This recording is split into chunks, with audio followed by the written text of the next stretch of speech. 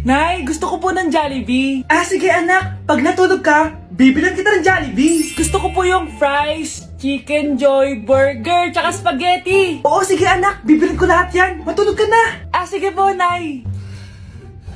O, ayan na. Tulog na siya. Bibili na tayo ng Jollibee.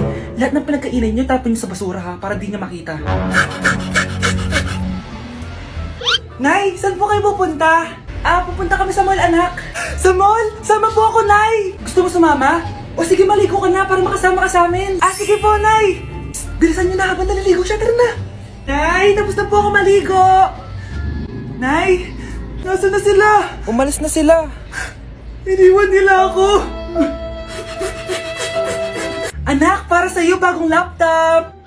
Anak, di ba gusto mo ng bagong sapatos? Oh, binilang kita. Para sa'yo.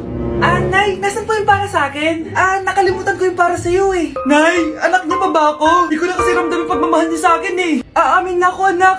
Ampun ka lang. Ampun lang ako. Saan niyo po ako galing, Nay? Nakita lang kita sa tain ng mga kalabaw. Kalabaw yung nanay at tatay ko? Oo, anak. Nanay at tatay mo yung mga kalabaw.